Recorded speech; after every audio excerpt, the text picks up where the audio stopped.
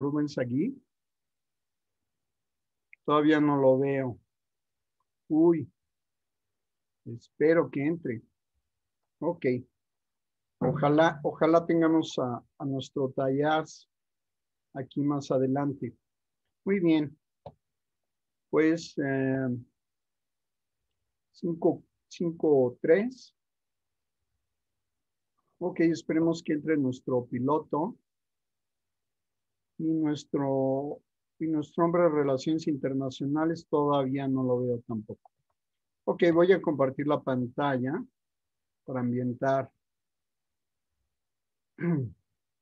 Ahora no me voy a cerrar el botón de la camisa.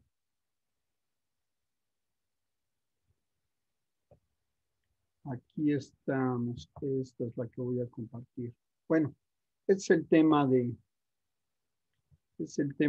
que nos compete hoy. Quiero ajustar esto. A ver, quiero dejar una sola cámara aquí.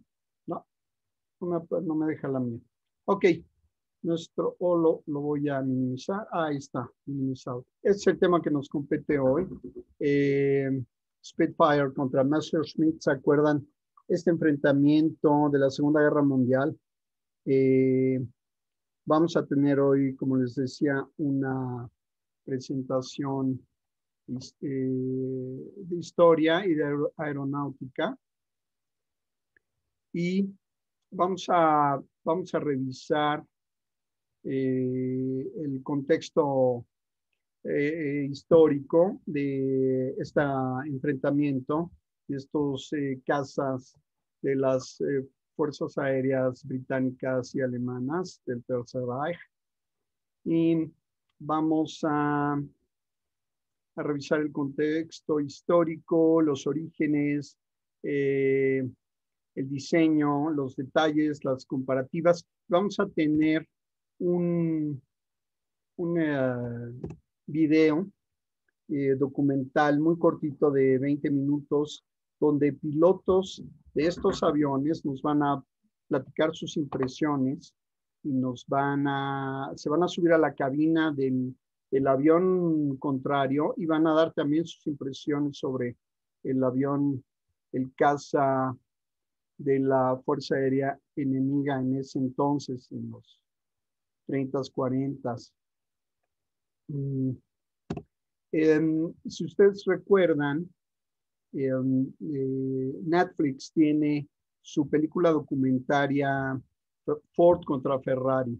Entonces, esto es nuestro Ford contra Ferrari, solamente que 30 años más atrás en el tiempo, 12,000 metros más alto en el aire y unos 300 kilómetros por hora más rápido que Ford contra Ferrari. Desgraciadamente, este enfrentamiento no fue deportivo, como lo fue aquel de los autos en las 24 horas de Le Mans entre 1964 y 1969.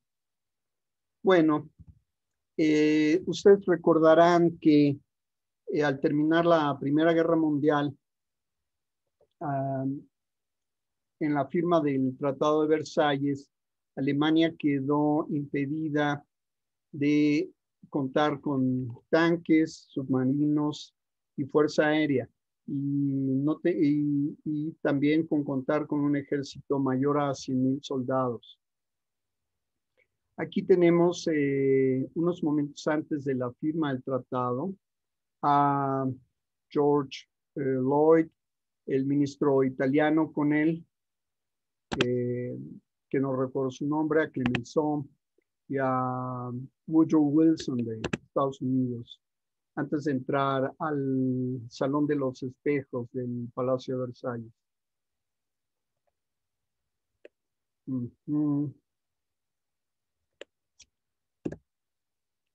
Esta época, en la primera década, la segunda década del siglo XX, la aviación se veía así, la aviación militar, el avión rápidamente se incorporó a los ejércitos en forma de biplanos, trenes de aterrizaje fijos, cabinas abiertas. Y lo que vemos aquí es un avión del ejército alemán en 1917, precisamente el avión de Adolf Auer. Y era de los pocos aviones alemanes que portaban un Zion, como lo alcanzan a ver. Si alguien lo ve hágame una señal con la mano. Aquí está la cruz de barras del ejército alemán y al lado tiene su Zion. Adolf Auer no era paisano, pero su ala, el piloto que lo cubre por la parte externa en la formación, era Willy Rosenstein, un piloto paisano que antes era el ala de Hermann Göring. Pero como Göring hacía comentarios antisemitas sobre Rosenstein, pidió cambio de escuadrón y le tocó como jefe de escuadrón Adolf Auer, que se enteró de los comentarios antisemitas de Göring y para molestarlo pintó en su fuselaje este Zion en apoyo a Rosenstein. Este es el avión de Rosenstein y creo que aquí lo estoy tapando con esto. Este es el avión, este es Rosenstein en su uniforme ya con su cruz de hierro, porque él derribó 6 o más aviones franceses y con su avión que era conocido como el avión del corazón blanco, el piloto del corazón blanco. Es el avión de Rosenstein, famoso por este corazón, se ve muy chistoso. Y el de su teniente de escuadrón con su Zion. Ese era el estado de la aviación en la segunda década del siglo XX. Y era la época, aquí tenemos el Zeppelin, ¿se acuerdan del Zeppelin? Era esta época también, estamos hablando de los Zeppelins, no solo de los biplanos. Zeppelin era parte de la aviación de pasajeros intercontinental en los 20s, en los 30s, pero en cuanto empezaron a sufrir accidentes de ignición, de incendios, algunos países empezaron a interrumpir sus vuelos, sus programas de este tipo de naves. Alemania, que era provista con helio, con gas helio no flamable de los Estados Unidos, los alargó un poco más. Y después, cuando el nazismo subió a Estados Unidos, bueno, pues ya se quedaron sin. Estados Unidos les cerró la llave del helio y tuvieron que empezar a usar hidrógeno, un gas totalmente flamable, con el cual nos acordamos qué pasó con el Hindenburg, ¿no? Pero eran tan osados que hasta tenían sala de fumar, yo no me explico cómo. Ya unos años después, ya en la década de los 30, en Gran Bretaña, el Ministerio del Aire sacó esta especificación, una convocatoria, la F-730, para incorporar a su fuerza aérea, la Royal Air Force, un caza monoplaza, un caza de un solo piloto, ligero, que alcanzara los 400 kilómetros por hora. Los aviones en esa época los biplanos eran aviones de 300, aproximadamente de 260 a 320 kilómetros por hora.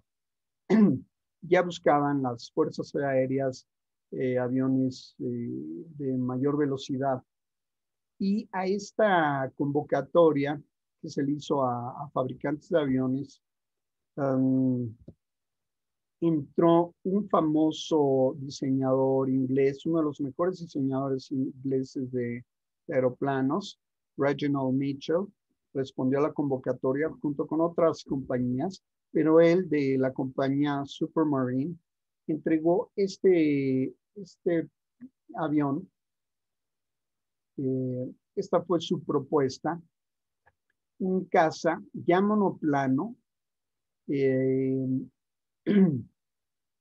con una buena, con algo revolucionario que yo veo aquí. Aquí hay una buena distancia. Fíjense en los neumáticos. Tienen una distancia mayor que la que usaban los biplanos de la Primera Guerra Mundial. Esto es importante. Pero como también herencia de los biplanos tenía la cabina abierta. Esta era una desventaja. Y su Supermarine 224 no alcanzaba los 400 kilómetros por hora. Más bien, el Gloster Gladiator con cabina cerrada y y biplano, todavía biplano, alcanzó los 400 kilómetros por hora y ganó la licitación. Y esta era en 1934 el estándar de la aviación militar en la Royal Air Force todavía. Y Alemania no andaba lejos, ¿no? Estos eran los cazas alemanes en esos años, 1933, el Arado 34,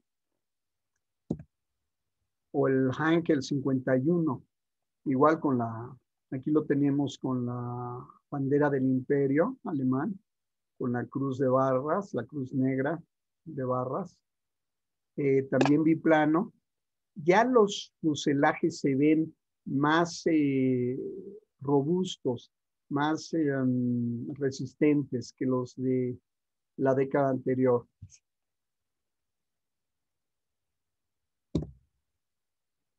Ese año, precisamente el triste año 1933, lo recordamos por la designación de Hitler como canciller, por Hindenburg con la ayuda de von Papen, y también la quema del Reichstag en este año. Yo creo que por los nazis, los cuales culpan a los comunistas, y con la cual Hindenburg le firma derechos excepcionales a Hitler, que le promete estabilizar Alemania. Claro que después de esto, ya sea 33, 32, el partido nazi se hace el partido mayoritario en el Parlamento y empieza la caza de comunistas en Alemania. Obviamente rivales de los nacionalsocialistas, ¿no? También en Alemania, en ese año, se había hecho un estudio de el estado de la Luftwaffe, de la Fuerza Aérea, y el Ministerio del Aire, el Reichsluftminister, expidió esta especificación, esta licitación, la LA 43233, pidiendo exactamente lo mismo que los británicos. Un caza monoplaza que alcance los 400 kilómetros por hora. Aparte de habían pedido también un bombardero pesado, un bombardero ligero, táctico, no sé si fue el Stuka que quedó, ya no es situación, y un caza de dos plazas. Ese modelo también, bueno, ese modelo lo ganó el Messerschmitt 110 para el caza de dos plazas. Este caza, el 432-33, lo ganó también Messerschmitt de la BFW, Bayerische Flugzeugwerke, con este avión, con este diseño. Aquí vamos a poner este cuadrito para acá. Junto con Robert Luser y con Walter Rettel, diseñaron el Messerschmitt Bf-109. La idea fue un avión ligero, monoplaza, como lo especificaba el Ministerio del Aire, con el motor, con la planta de poder más grande, en el fuselaje más pequeño posible. Esa era la combinación, es la filosofía del Messerschmitt Bf-109, también lo va a hacer la del Spitfire. Aquí lo tenemos con una hélice de 2 aspas. Al finalmente usó en la mayor parte del tiempo el Messerschmitt 3 aspas, su hélice. Cabina cerrada y una innovación, el tren de aterrizaje retráctil. El tren de aterrizaje por primera vez va a subir y va a bajar. Eso le va a dar más velocidad, menos resistencia al aire. Y va a utilizar el Messerschmitt, a veces una ametralladora central de un calibre muy alto, o dos ametralladoras sobre el motor, y una en cada ala, de un calibre un poco menor. Normalmente utilizó calibre 13 milímetros en las alas y calibre 20 milímetros en el motor, que va a ser una combinación más potente que la que va a usar el Messerschmitt más adelante. Tiene algo heredado de los biplanos de la Primera Guerra Mundial, que es esta relación de distancia entre los neumáticos, que es bastante corta. Y más allá, en la unión, en la articulación con el fuselaje, es más corta, como formando una V invertida.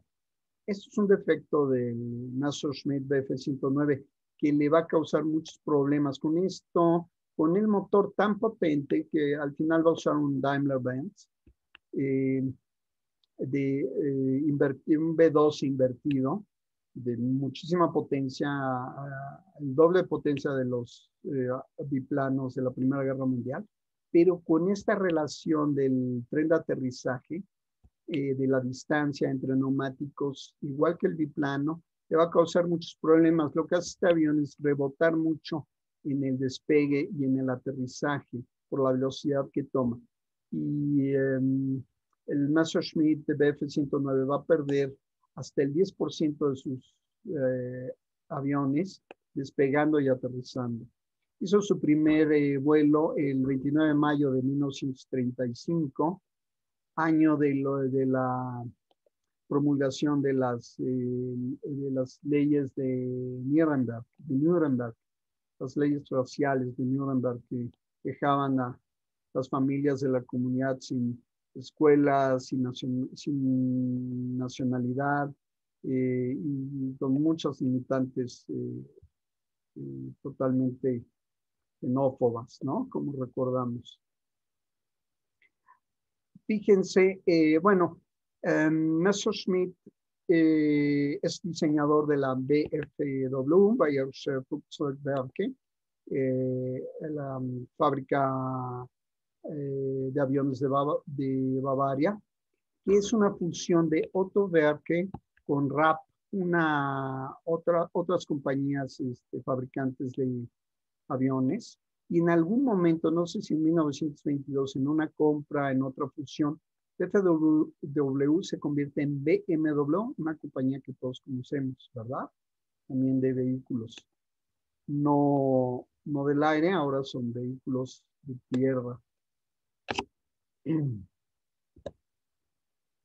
Y bueno, finalmente cuando se conoció el Messerschmitt en la Luftwaffe en general, en el ejército, pues los pilotos opinaban esto, ¿no? Que era un sueño, que era el non plus ultra. Todos querían volarlo lo antes posible, es lo que dijo Günther Rall en alguna entrevista. Günther Rall no fue el piloto con más derribos de la Luftwaffe, sino el tercer piloto con más derribos. Él, en una entrevista confesó esto. Aquí lo tenemos, el Messerschmitt, con su típica nariz amarilla, también la cola amarilla. Esto lo hicieron para que entre ellos se identificaran y no se dispararan entre sí. Aquí vemos, seguramente tenía un cañón en el cono de la nariz, en el cono de la hélice, que lo usaban intermitentemente porque tenía problemas de vibración y de sobrecalentamiento. Entonces, sabes, en algunos modelos lo retiraban, en algunos modelos lo volvían a poner. Cañón de 20 milímetros y luego creció a 30 milímetros. Y acá atrás vemos el patín heredado de los biplanos. También se siguió utilizando en los primeros aviones de segunda generación. Yo creo que son estos. Y finalmente voló por primera vez en el 35 y en el 37 entró en servicio el Messerschmitt. Aquí lo tenemos en la Legión Cóndor de los franquistas en la Guerra Civil Española. Ahí es donde empezó a entrar en servicio el Messerschmitt Bf-109. Justo ese año, 1937, rompió récord de velocidad con 610 kilómetros por hora. En la Guerra Civil Española, para la Luftwaffe, resultó un laboratorio de pruebas. Y en 1935, Mitchell repite diseño, intenta este diseño junto con Beverly Shandstone y Joseph Smith, que era su segundo a bordo, en la fábrica Supermarine. Supermarine era una fábrica de hidroplanos y Mitchell había desarrollado 3 años seguidos los hidroplanos más rápidos de Gran Bretaña y ganado la Copa Dumfries, la Copa Dumfries, la ganó 3 años consecutivos con sus hidroplanos. La filosofía presentó este modelo llamado Supermarine Spitfire. La filosofía del Spitfire es igual que el Messerschmitt. La planta de poder más grande posible, en este caso va a ser un Rolls Royce, en el fuselaje más pequeño posible. Y vamos a, esto que me recuerdo, ok, ahorita vamos a regresar a Messerschmitt. Claro, empieza Spitfire, creo que con una hélice de 3 aspas, va a subir a 4 y luego va a subir a 5. Spitfire usa originalmente, bueno, tienen también un Rolls Royce de 12 cilindros y de armamento tiene, bueno, vamos primero al tren de aterrizaje, tiene la misma proporción también que los biplanos de la Primera Guerra Mundial, la distancia, tiene la misma distancia entre neumáticos, pero en vez de en forma de B invertida, en forma de H. Eso lo hace un poquito menos peligroso, aunque los pilotos vamos a oír en el documental cómo hablan de que era tricky, tenía su truco despegarlos y aterrizarlos. Pero bueno, y lo más innovador de Spitfire aquí lo tenemos claramente, ¿no? Su ala elíptica, un ala como de un ave, una ala orgánica, muy rara, más grande que la de Messerschmitt, mayor superficie. Esto le va a dar mucha maniobrabilidad al Spitfire, una maniobrabilidad mayor que la de Messerschmitt. Y también tiene el patín abajo del timón, heredado de los biplanos de la Primera Guerra Mundial. El nombre oficial es Supermarine Spitfire, es el nombre de la fábrica, Supermarine, y el nombre que Mitchell o alguien le pone. Yo creo que el nombre se lo habrá puesto Mitchell. Supermarine, la traducción es fiera. Es en género femenino. Es como la fiera. Y Messerschmitt es cuchillo, ¿no? Como todos saben. Entonces fue el enfrentamiento de la fiera y el cuchillo este. Vamos a regresar al Messerschmitt. Messerschmitt, el nombre, es curioso esto, el nombre es heredado, bueno, tiene el nombre del diseñador, en el caso del Spitfire no aparece el apellido de Mitchell. Aquí Messerschmitt Bf-109 es el nombre del diseñador, las siglas de la fábrica, del fabricante, Bayerische Flugzeug, y el número 109, ese número ya es heredado del Ministerio del Aire, que en su expediente, en el expediente de Bayerische Flugzeugwerke, el FW, tiene un número, le toca el número consecutivo 109 a este expediente, al del Messerschmitt BF. Eso con respecto a los nombres. Y bueno, Spitfire entra en vuelo, vuela por primera vez en el 5 de marzo del 36, hace su primer vuelo, no con estos colores ya son de la Royal Air Force. De hecho, esta es una fotografía reciente de un Spitfire reconstruido. Lo vemos aquí con sus cuatro aspas, la hélice. Y curiosamente, vamos a regresar al Messerschmitt. Messerschmitt, su primer vuelo, el del 29 de mayo del 35, también lo hace con motor Rolls-Royce. En esa época, Chamberlain y Hitler tienen muy buenas relaciones. Hay importación de motores Rolls-Royce. Pero finalmente, aunque el Ministerio del Aire pensaba que volara con un Jumo de Junker, el otro fabricante, de bombarderos, vuela finalmente le instalan un Daimler-Benz al Messerschmitt. Ok. Y esta es una tabla comparativa de las especificaciones de ambos aviones. Ok. Tenemos aquí cuatro modelos. Tenemos cuatro modelos diferentes. El MK1A de 1939 de Spitfire y el 14E. El MK1A es de 1939. Lo mismo el BF-109E de Messerschmitt también es del 39 y el G es también es del 43 como el 14E. Estos son los motores que usaban. Primero usaba Spitfire un Merlin de 1030 caballos de fuerza y Messerschmitt un 601A de un poquito más caballaje de fuerza, pero la velocidad final, velocidad máxima final, era un poquito mayor la de Spitfire. 4 años después, Spitfire duplicó su potencia, 2050 caballos de fuerza, con un Rolls-Royce Griffon. Y Messerschmitt sube 374 caballos de fuerza con un Daimler-Benz 605A. Son aviones de corto rango, van de 400 a 740 kilómetros los Spitfires de alcance, con tanque lleno. Los Messerschmitt de 660 a 850 kilómetros. Claro, nos acordamos que el Messerschmitt tenía que cruzar el Canal de la Mancha, escoltar a los bombarderos y regresar. Spitfire subía, los interceptaba y volvía a aterrizar en su isla, ¿no? Aquí tenemos los números los valores del techo, el alcance de techo de ambos, de los cuatro casas, entre 10,000 y arriba de 10,000 y de 13,000 metros de altura.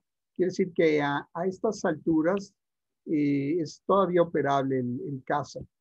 Y el Messerschmitt muy similar, un poquito más el del modelo E en el 39 y llegó hasta 13,800 metros en el 43 con el modelo G. La envergadura de las alas, que Spitfire la mantuvo en 11,23 metros y Messerschmitt al final le hace unas, bueno, en algún momento de los 40 le agrega unas puntas elípticas a las alas. Las crece de 9,86 a 9,92 metros. La superficie del ala es mayor en el Spitfire que en el Messerschmitt. Y el poder el armamento es mayor aunque tiene más ametralladoras, 4 en cada ala, Spitfire.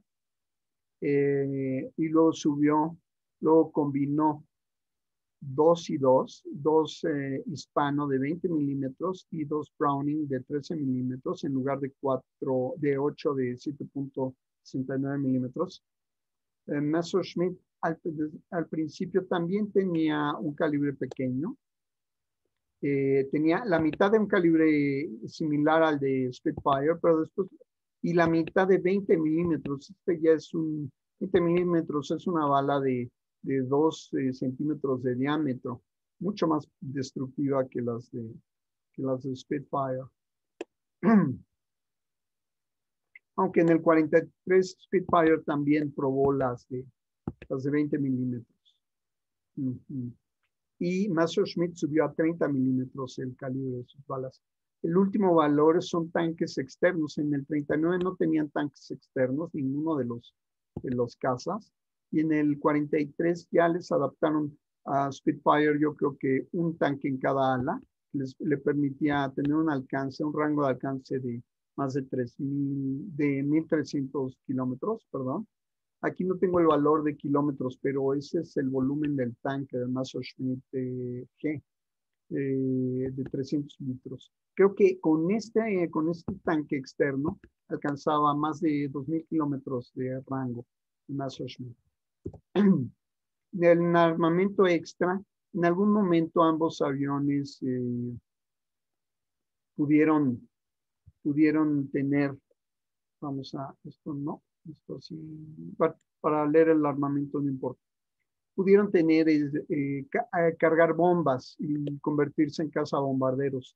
Muy rápido, antes el Messerschmitt cargaba una bomba en el fuselaje de 250 kilogramos o 2 en cada ala de 50 kilogramos. Y más adelante, en el 43, le adaptaron 2 cohetes de casi 50 kilogramos, uno en cada ala.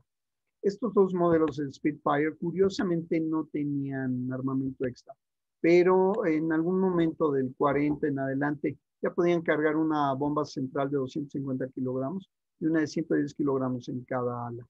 Y aquí lo que vemos son algunos de los modelos. Lo que vemos acá abajo son algunos de los modelos de Spitfire, desde el MK1A hasta el FMK47, de Messerschmitt. Todos los modelos iban alfabéticamente de la A a la G, y después el H también, K, T y Z. Y de cada estos habían subtipos o subvariantes, de tal manera que que al final ya en 1900, ya para 1945 habían producido más de 100 modelos diferentes, porque eran aviones que mes con mes les hacían adiciones o cambios para ser un poco mejor que el avión rival. Bueno, es entendible eso. A ver, ¿cómo se ve esto así? No veo. Ok. Y aunque nunca nos hayamos subido a un Spitfire o a un Messerschmitt, aquí los identificamos rápidamente, ¿no? No solo por la nariz del Messerschmitt, pero el Spitfire tenía mejor visibilidad en la cabina, tenía más amplitud, pero lo que no me gusta es que tenía en el bastón de mando, tenía esta asa, este mango como asa de taza. Yo creo que extrañaban the tea time, por eso usaban una asa en lugar de un mango normal como el Messerschmitt. Claro, tienen más indicadores que Messerschmitt. Messerschmitt tiene como 5 indicadores menos en el tablero, pero más grandes, de más fácil lectura. Los pedales los veo mejor acabados en el Messerschmitt. El bastón de mando, obviamente. Pero la cabina, vamos a ver a los pilotos cuando suben a la cabina de cada uno de estos, lo que comentan de ellos. Claramente se ve cuál es el hecho para destruir y el hecho para defender, ¿no? Y en 1938, ¿cómo pongo esto? Horizontal, ya, vertical, ya está vertical. En 1938 se entrega el Spitfire a la Royal Air Force en la base de Oxford. Aquí tenemos la fecha, 4 de agosto. Y el público lo ve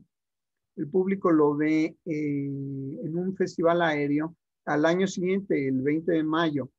Esta historia tiene facetas chistosas. En este festival aéreo, al piloto del Spitfire, acostumbrado a los biplanos con tren de aterrizaje fijo, se le olvida bajar el tren de aterrizaje y bueno, finalmente aterriza de panza y es multado con 5 libras esterlinas. No sé en esa época en cuánto tiempo hacían 5 libras esterlinas, si era un día de trabajo, una semana de trabajo, hay que averiguarlo.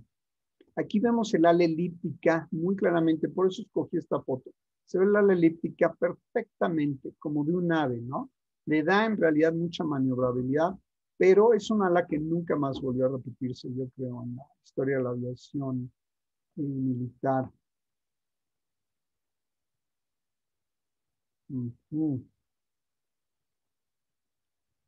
Ok.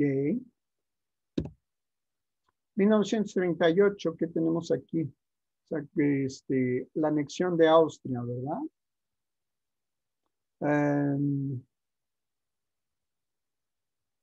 En marzo no se aguanta Hitler y anexa Austria por medio de un referéndum para que esto se vea como la voluntad del pueblo. Y esta es la boleta para votar por la promulgación de la reunificación con Austria, para votar en el referéndum.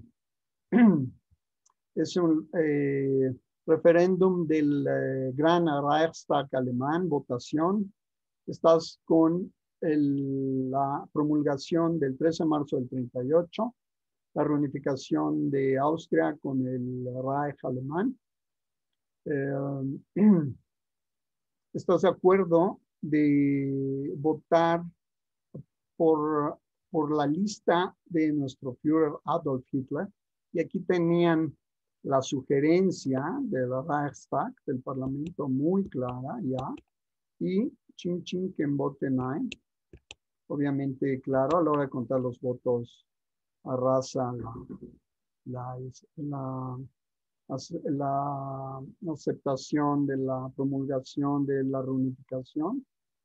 Y en marzo anexan, curiosamente, hacen todo al revés. Primero envían las tropas, luego hacen la promulgación y luego la votación del referéndum. Pero creían que esto se iba a ver de voluntad popular, ¿no? Y creo que aquí nos queda un poco cerca un polémico, uno que se iba a hacer polémico más adelante, ya no lo dejan entrar a clases y afortunadamente lo deportan con su familia, Peter Katz, ¿no? Después en los comentarios me dicen si estoy en lo cierto o si tengo que corregir. Y así fue como el Tercer Reich comenzó a avanzar sobre Europa. Primero la anexión de Austria, la de los Sudetes checos, y al año siguiente la ocupación de Checoslovaquia y después la invasión de Polonia, ¿verdad? Ese año, 1939, entró tuvo su primer batalla, su primer enfrentamiento Spitfire, también algo fuera de lugar, en la batalla de Barking Creek. ¿Qué sucedió? Que sonó una falsa alarma y despegó un escuadrón de Spitfires y un escuadrón de Hawker Hurricanes. Hawker Hurricane es este que vemos acá abajo, más chiquito, pero muy filoso también. Se dice que Hawker Hurricane derribó más aviones de la Luftwaffe que Spitfire. Habría que ver las estadísticas históricas. Suben al aire ambos escuadrones, se ven, no se reconocen, y Spitfire derriba dos Hawker Hurricanes. La Royal Air Force contra la Royal Air Force. Tiran dos Hurricanes. Desgraciadamente uno de los pilotos se queda con una bala en el cerebro y muere. Esto el 6 de septiembre del 39, en Kent, sobre el río Medway. Es la famosa aparición de Spitfire. Y no iban como de bien en mejor, ¿verdad? Spitfire. Pero ya para el mes siguiente, en octubre, en Escocia, Spitfire se enfrenta por primera vez a la Luftwaffe. Estos Junkers 88 que iban a hundir dos embarcaciones de la Marina Británica, el Southampton y el Edinburgh, muy cerca de Edimburgo, precisamente. Los interceptan los Spitfires y bajan dos Junkers y dejan maltrecho un tercero. Bueno, claro, no lo dije, el Spitfire obviamente es un avión casi interceptor, después con equipo de armamento de bombardeo explosivo, un cazabombardero, también es escolta de bombarderos y avión de reconocimiento también hace funciones, lo mismo que Messerschmitt. Claro, Messerschmitt utilizan de escolta y de caza, ¿no? Principalmente. Y hace trabajos de intercepción. La primera vez ya hasta el año siguiente, en la batalla de Holanda, escoltando a unos aviones, un escuadrón holandés, unos Defiants, también de fabricación británica, Spitfire se enfrenta por primera vez a Messerschmitt.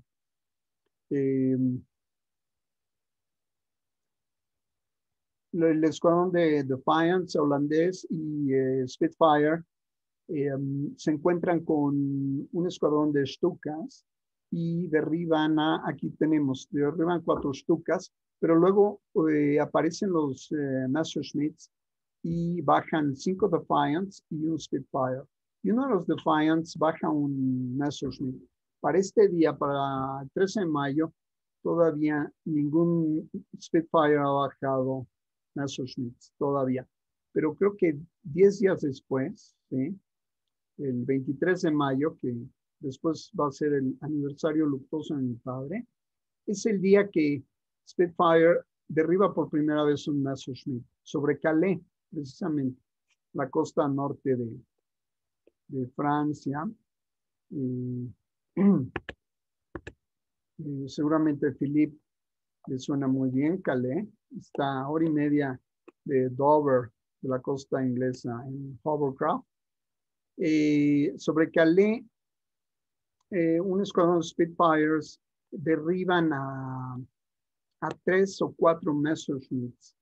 Precisamente, bueno, 2 pilotos de este escuadrón, del escuadrón 54, creo que Johnny Allen, un inglés, derriba uno, y Alan Deere, un piloto neozelandés que está en la Royal Air Force, derriba 2 o 3 Messerschmitts. No sabemos cuál derribó primero, si Allen o Deere. Y curiosamente, Alan Deere después escribe un libro titulado 9 vidas, porque él varias veces estuvo a punto de perder la vida en la guerra. A ver si encontramos su libro alguna vez. Esta fue la primera vez que Spitfire derriba a Messerschmitt.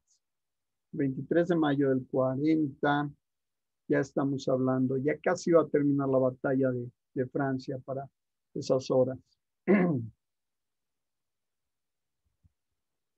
Y aquí tenemos Dunkerque, hablando de la batalla de Francia. Dunkerque fue el último punto donde las fuerzas alemán nazis del Tercer Reich acorralan a las fuerzas al ejército francés, a las fuerzas belgas y a las fuerzas expedicionarias británicas cerca de este puerto. También está muy cerca de Calais, Dunkerque, y todos recordamos la historia, ¿no? Afortunadamente, Hermann Göring, que el jefe de la Luftwaffe, le pide a Hitler que detenga el avance de los tanques y que deje solo a la Luftwaffe rematar a las fuerzas aliadas. Eso le da un respiro, afortunadamente, porque la Luftwaffe se tiene que enfrentar con la Royal Air Force. Pierde Royal Air Force 145 aviones, como lo tenemos aquí, y la Luftwaffe 156 aviones. De estos 45, creo que aproximadamente se calcula que 42 eran Spitfires. De estos 156 no tengo el número de cuántos eran Messerschmitts. Y bueno, también Hitler no quería como que dar un golpe mortal aquí a las fuerzas aliadas, porque todavía tenía esperanzas de firmar un armisticio, firmar una paz con Gran Bretaña y quedarse con lo que había logrado hasta ese entonces. Que era esto, así se veía en Europa en 1940, después de anexar Austria, ocupar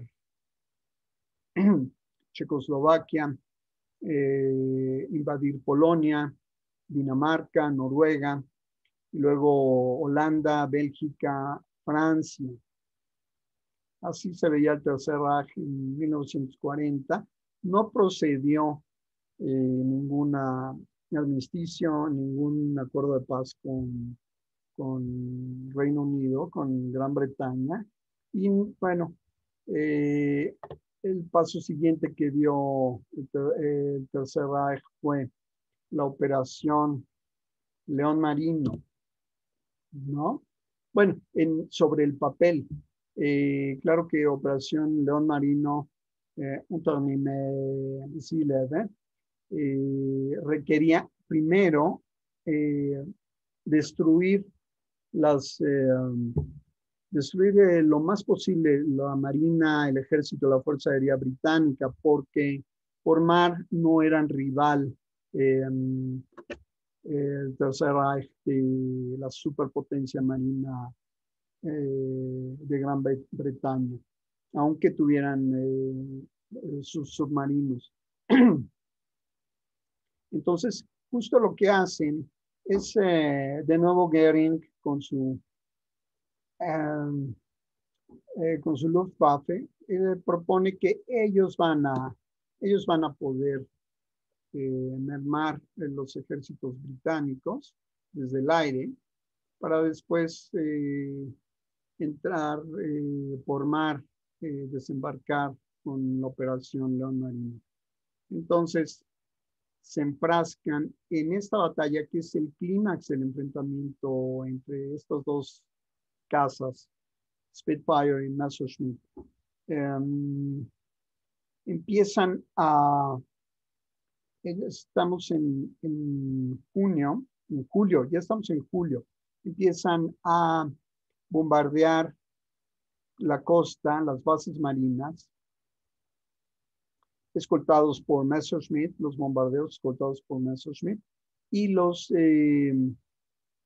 Spitfires suben a interceptarlos y a bajar bombarderos y bajar la mayor cantidad de Messerschmitt. Como ambos son aviones de corto rango, Messerschmitt tiene el problema de que entrando al sur de Gran Bretaña, dispone de solo 15 minutos o 10 para escoltar bombarderos, enfrentarse a los Hurricanes y a los Spitfires, y luego regresar. Tienen 15 minutos para regresar a tierra, a Bélgica y a Francia.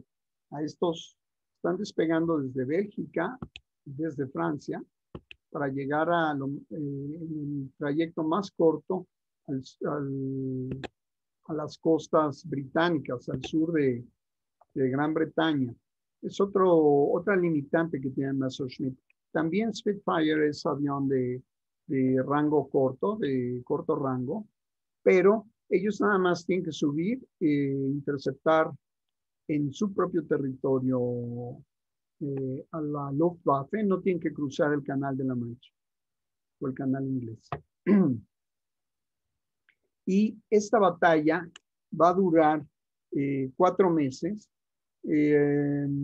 Lo que veíamos aquí, los pilotos que vamos a ver en el video, nos explican cómo la maniobra clásica de Spitfire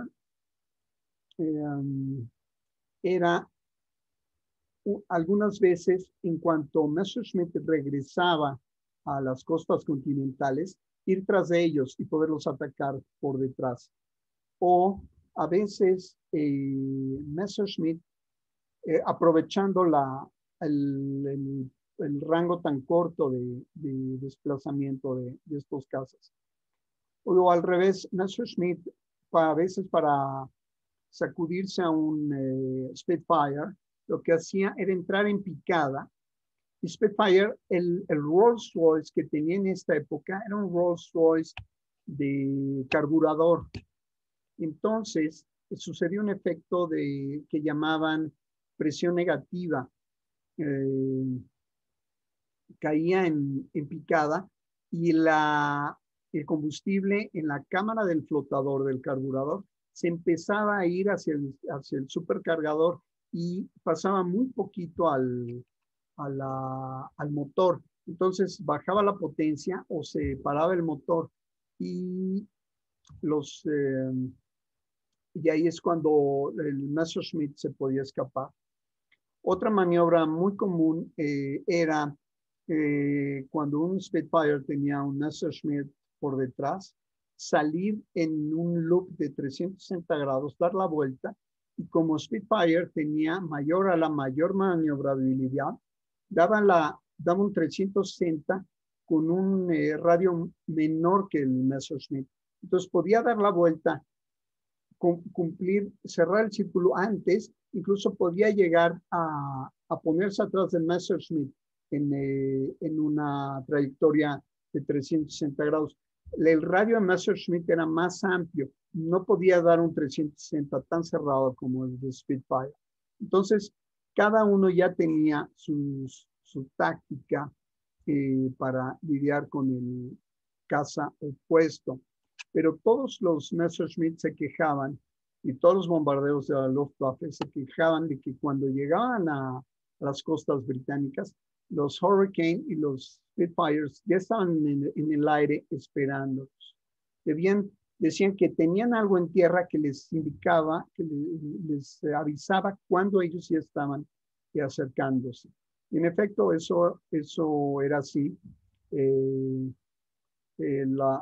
ejército británico tenía un invento secreto, el radar.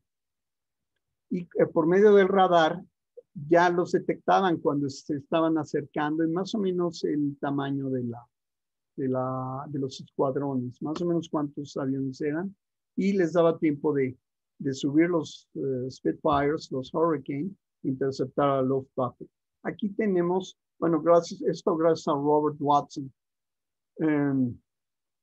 Algo parecido al radar y que no había dicho fue también el sistema de identificación amigo-enemigo, el IFF, Identification Friend or Foe, que no es radar, sino es una señal como de radio, que se empezó a usar después de la triste batalla de Creek entre los Spitfires y Hurricanes. Para que no volviera a suceder esto, empezaron con este sistema, si no se podían identificar visualmente, por medio del IFF, enviaban una señal de radio y tenía que contestar el otro avión mandaban una clave por radio, y por radio tenía que regresar el otro avión, una clave ya predeterminada que conocía la Royal Air Force. Si contestaba de manera correcta, entonces ya sabían que era un avión amigo. En el radar funciona diferente, solo regresa la señal de la onda, regresa de nuevo al radar, la emite, regresa y una vez que choca con el objeto, ya pueden calcular el tamaño, la cantidad, la distancia, etc. Aquí tenemos números de derribos durante cada mes en la Guerra de Bretaña. Siempre varían estas cifras, ¿no? En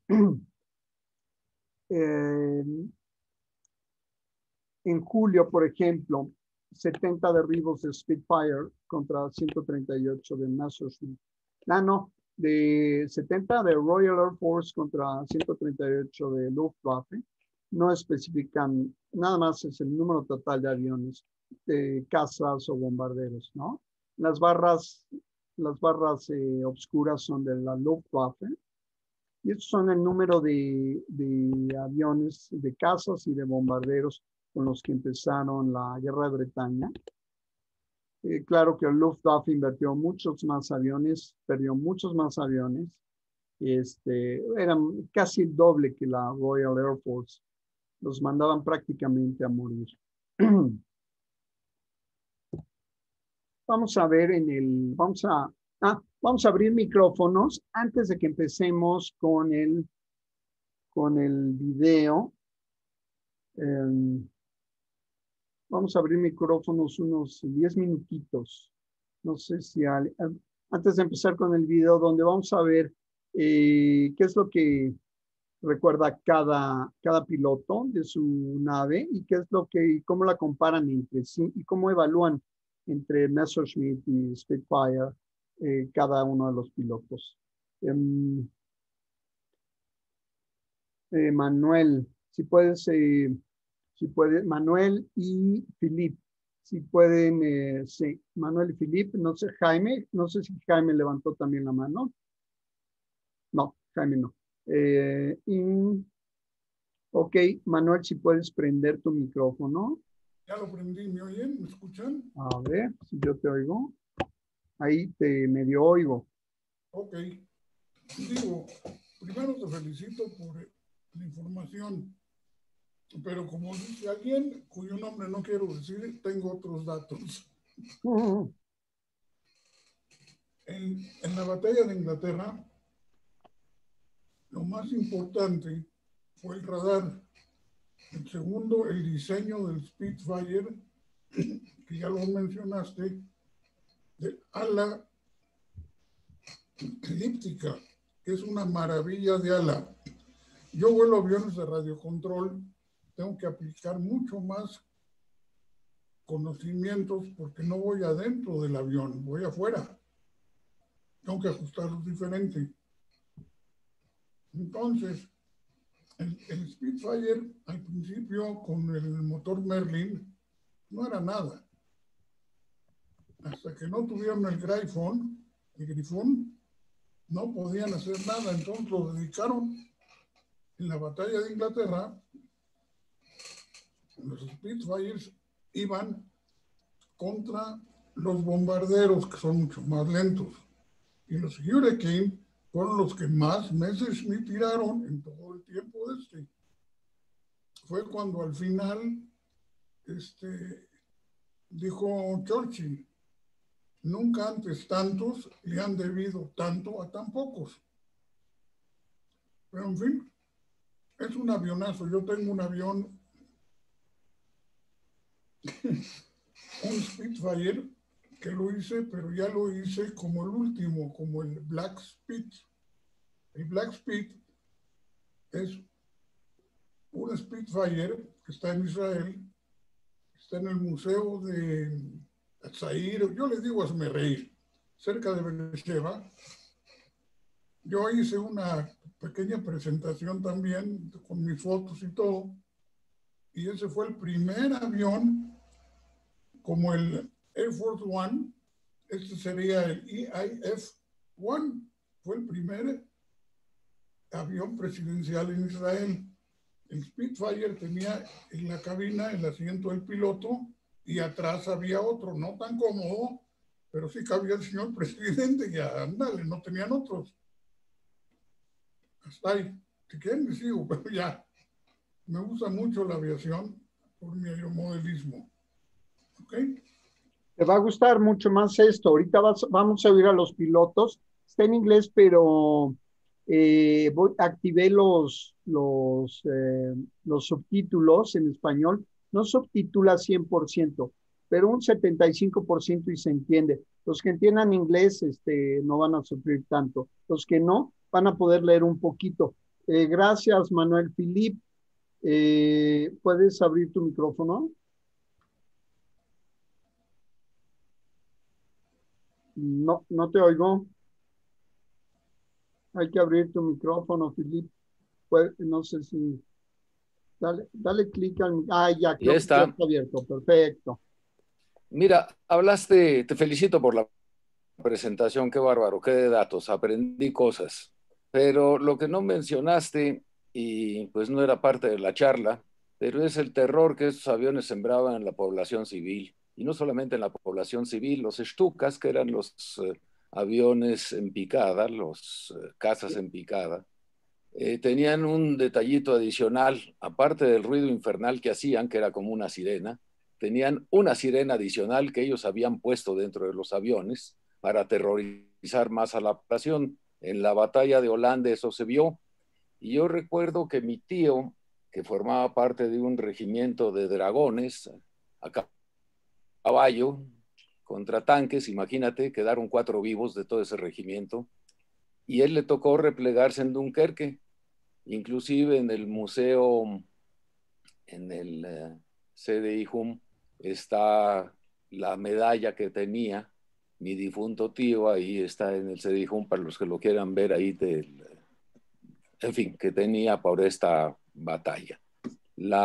Pero la batalla de Dunkerque que mencionas, mi tío cuando llegó aquí llegó en un estado de nervios tal que no podías dejar caer un alfiler detrás de él sin que pegara un bote hacia arriba.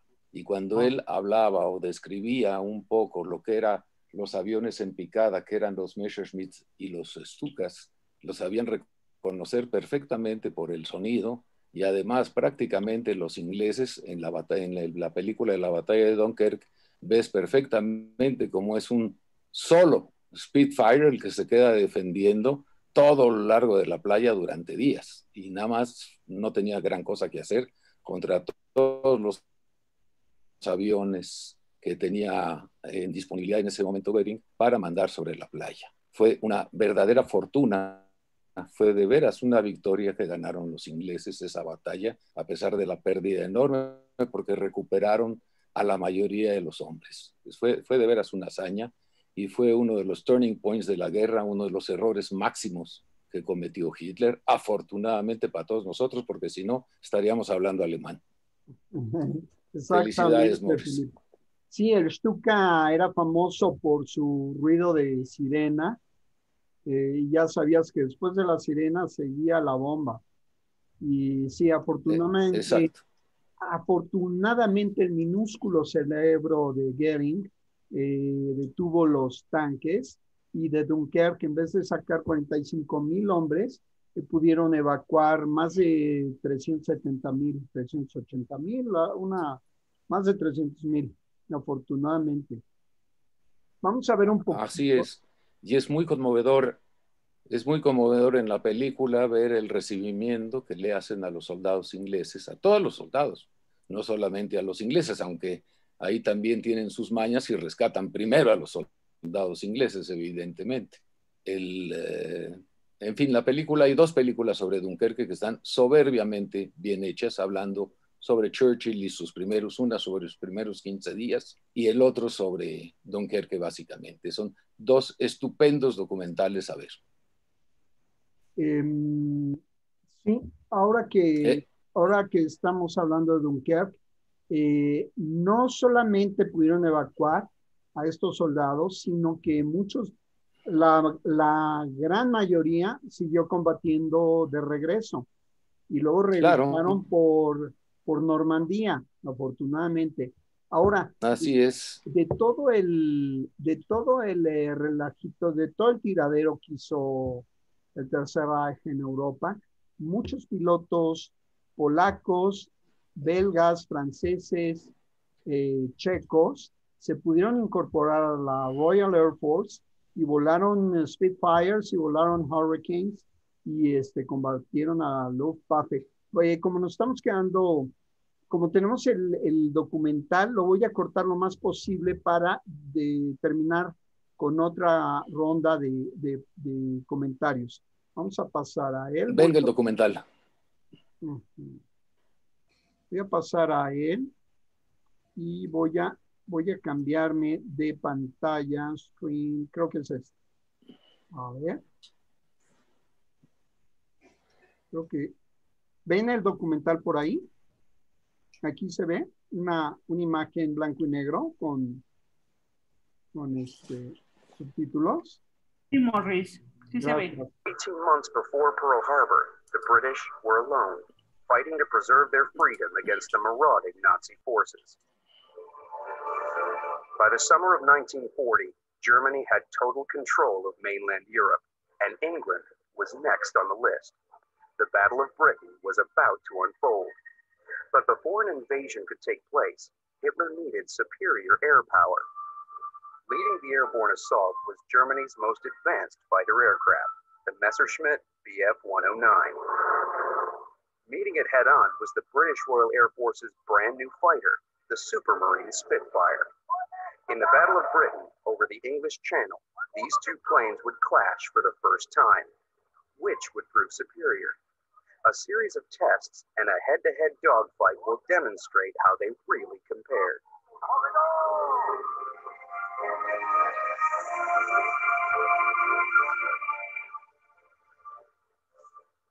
There are 4 traits which make a great fighter aircraft: handling, performance, firepower, and pilot survivability. Which of these 2 planes has combined these factors to its best advantage?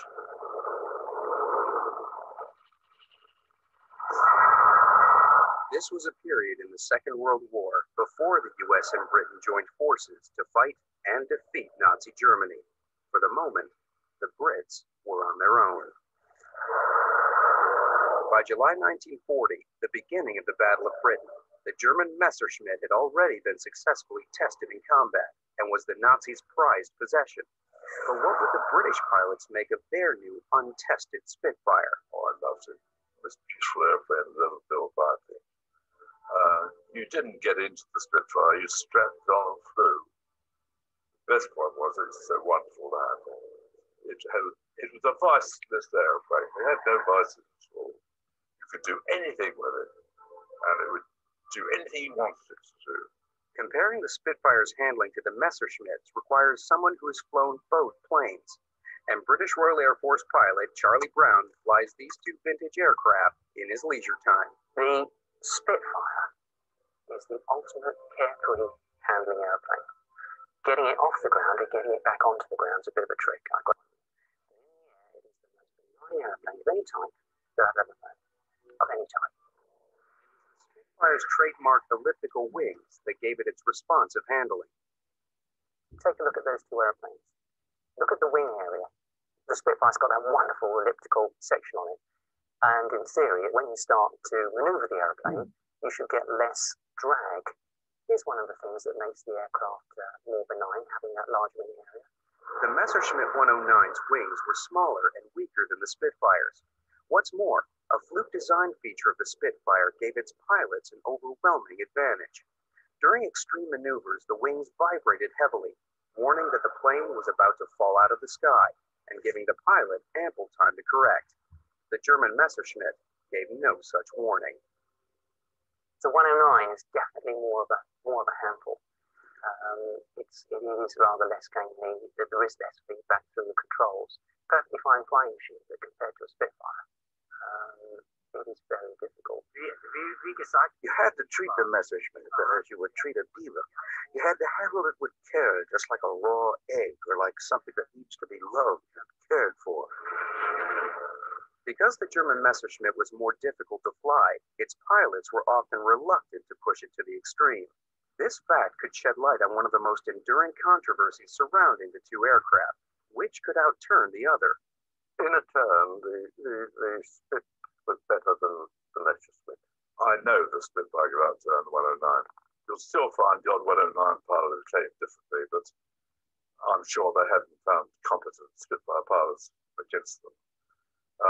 On 2 occasions, I saved my life by outturning a 109. So which one was the tighter turner? Despite claims otherwise by Spitfire pilots, there is some evidence to suggest that the 109 could outturn the British fighter. But in a dogfight, only the most experienced Luftwaffe pilot would dare push his plane to the limits. 9 times out of 10, a Spitfire would outturn a Messerschmitt. A number of times, the Spitfire, being chased by Messerschmitt, pulled a tight turn, and the Messerschmitt couldn't stay with it. And in some cases, more experienced pilots ended up shooting a Messerschmitt down. First blood goes to the agile Spitfire. It was much easier to control than the Messerschmitt 109, which required experienced pilots to handle dangerous combat situations.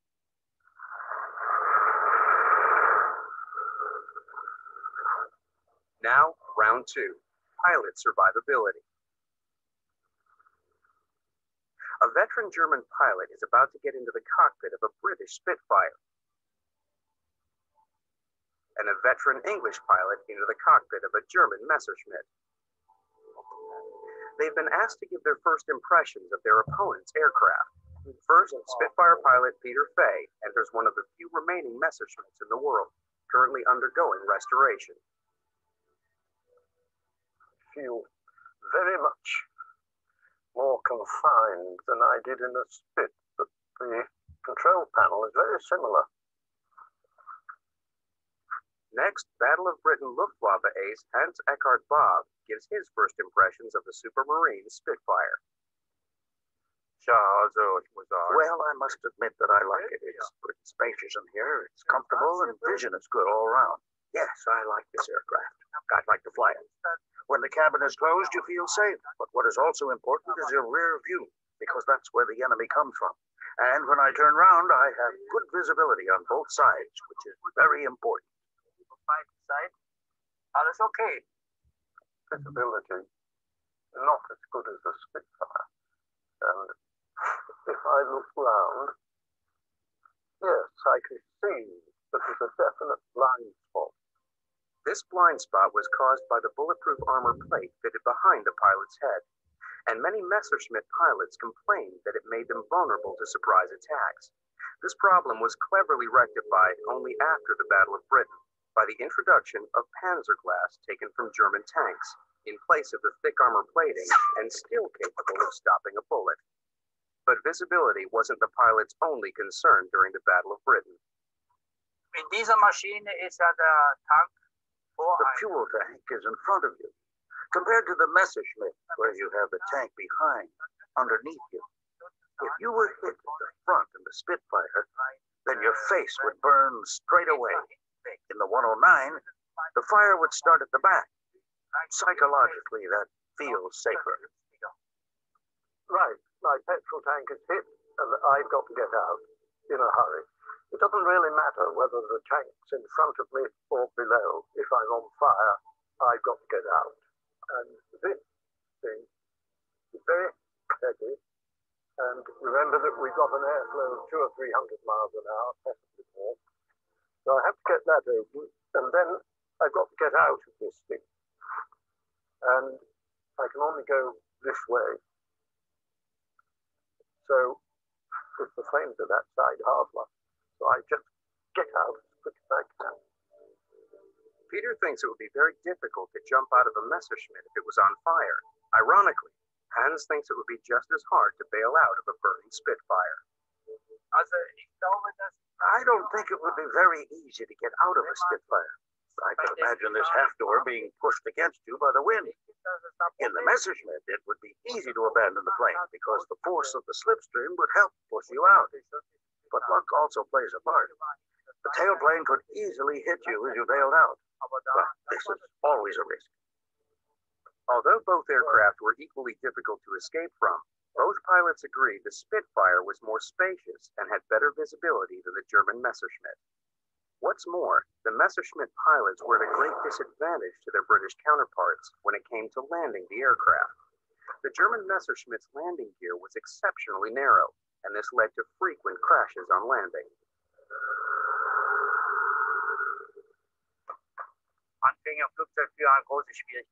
Flying the Messerschmitt was a big problem for beginners. As far as I know, we lost more pilots on takeoff and landing because of this narrow landing gear than through enemy attacks. Even if you're aware of this fault, it's still a problem. You need to be a good pilot to control the Messerschmitt. Round 2 goes to the Spitfire as well. In terms of pilot survivability, the British Spitfire is a clear winner. Can the Messerschmitt regain the advantage in round 3? Firepower. During the Battle of Britain, the Messerschmitt Bf-109 led the German aerial assault on southern England. But meeting it head-on over the south coast was the revolutionary Supermarine Spitfire. Each of these two aircraft had the edge when it came to firepower. In 1940, along with the Hurricane, the Spitfire was the best-equipped British fighter with an armament of 8 Browning 303 machine guns, 4 in each wing. But the Messerschmitt had something far more fearsome, 2 deadly 20mm anti-aircraft cannons. If you have a camera, you only got to have a couple of shells that got the airplane, and that airplane's out of action, in effect.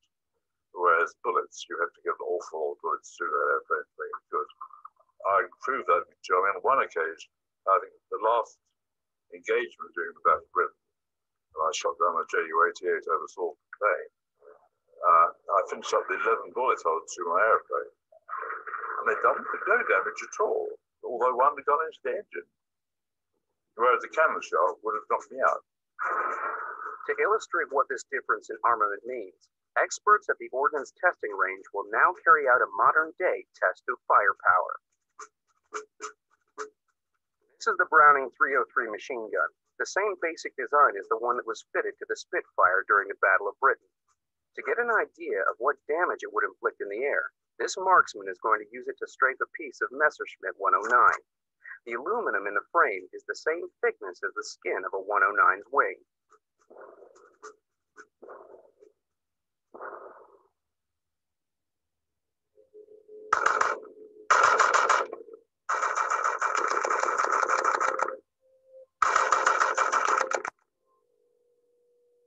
A Spitfire's Browning machine gun just does not have the firepower to do any serious damage.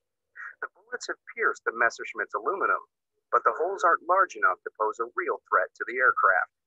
A Spitfire was equipped with 8 Brownings, but you would have to be a crack shot to make them count.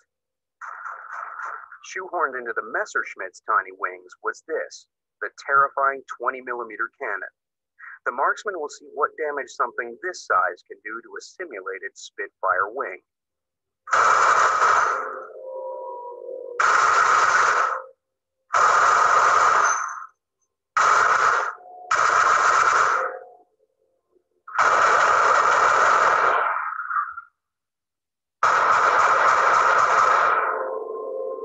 Messerschmitt's 20mm shells have ripped the aluminum to shreds.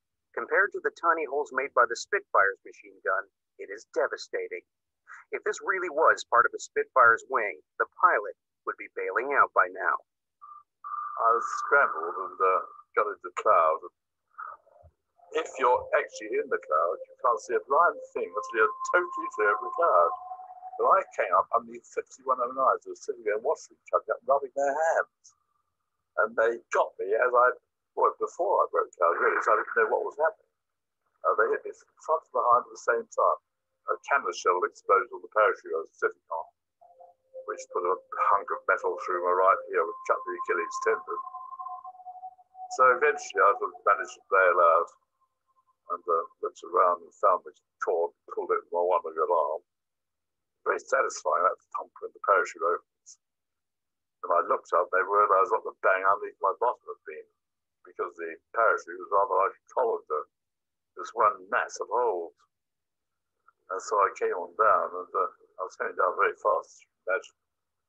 And I eventually came out of the cloud about 4,000 feet over the beautiful blue lagoon. And I was drifting towards the island in the middle of this lagoon. And I landed in what they had a sort of quagmire in the middle of the island, with all the drains ran into it. And I landed right in this. So I traditionally landed in the, as you can imagine, I came.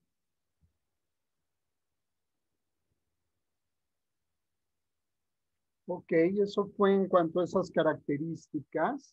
Quiero que vean vamos a ver unas imágenes de la fábrica o del taller y de los pilotos y de los países que usaron también el Spitfire. A ver. No sé si ahí están viendo.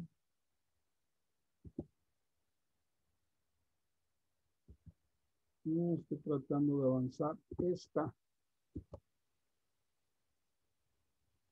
¿Por qué no puedo?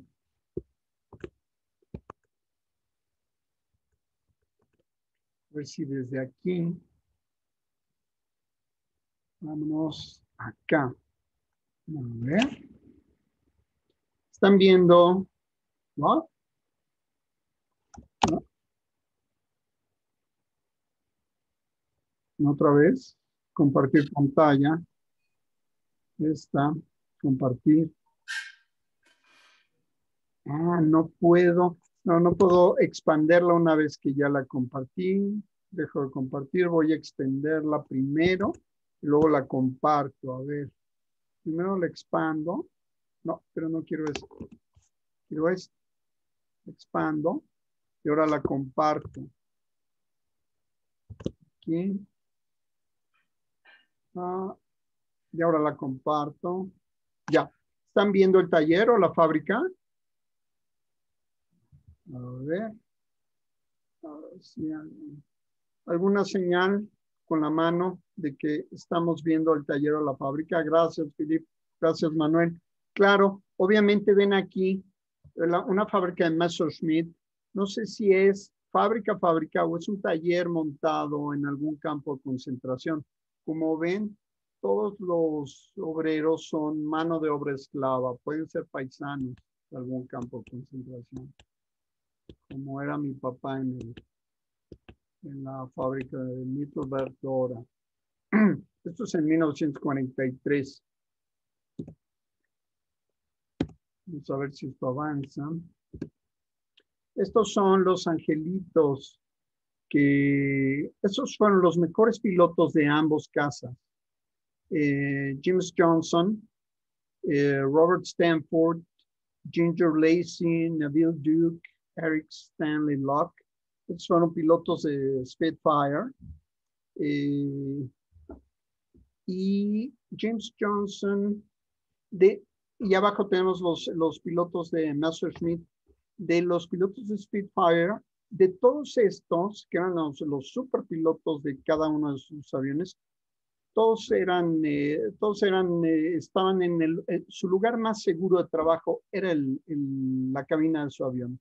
Solo Eric Stanley perdió la vida y está reportado como desaparecido. Digamos, Jimmy Johnson, él después se siguió con aquí después del nombre aparece el número de derribos. 38 Johnson, Stanford 30, Ginger Lacey 28, Duke 27, Stanley Locke 26. Esto es el máximo número de derribos de los pilotos de Spitfire. Nada que ver con los de Messerschmitt. Messerschmitt estaban peleados contra el mundo y tienen una cantidad de derribos impresionante cada uno. Principalmente los que estaban en el frente este con Rusia. A la Unión Soviética le bajaron 21,000 aviones o algo por el estilo. Digamos, en el caso de Johnson, él luego se siguió con la guerra de Corea. Ya después se dedicó a empresario, a conferencista, él hacía mucho trabajo de donaciones. En el lado de la Luftwaffe, obviamente Erich Hartmann fue el súper derribador de aviones. Imagínense, 352 aviones. Creo que estos hombres desayunaban, comían y cenaban misiones de ataque, misiones de escolta. Hartmann, y además todos estos hombres, excepto Stanley Locke, vivieron hasta edades, hasta su vejez. Algunos siguieron principalmente, no sé, Johnson no en el ejército, pero en el caso de los alemanes, la mayoría sí siguió en el ejército. En cuanto volvió a operar el ejército en Alemania, después en 1955 en adelante. Hartmann estuvo también en el ejército. Barkhorn,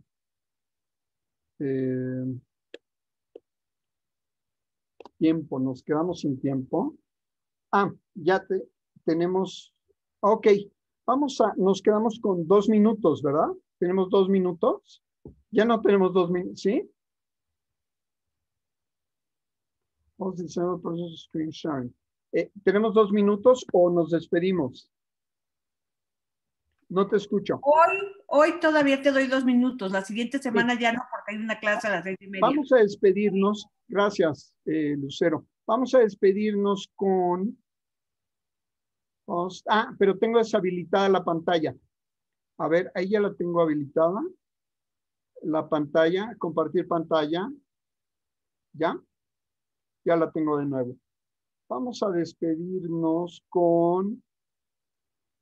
Bueno, el lugar más seguro de estos hombres siempre fue la cabina de su avión.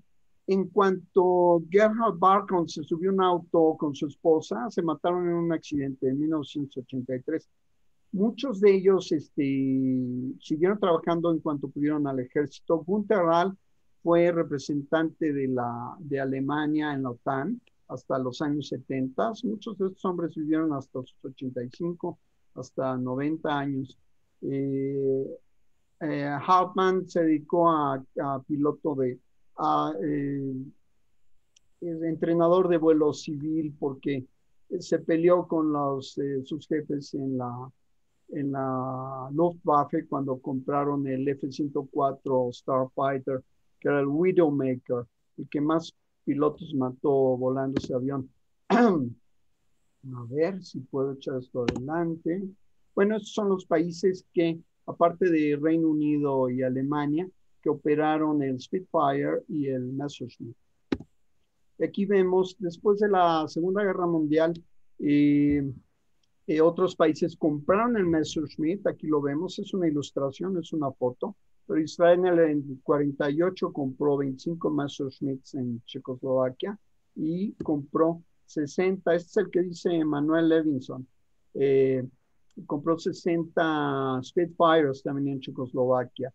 Y así empezó Hel Avir, la Fuerza Aérea Israelí. Esta foto, me aparece con el nombre de Ezer Weizmann. Por lo visto, este Spitfire fue el que volaba Ezer Weizmann, ya remodelado, pulido. Y bueno,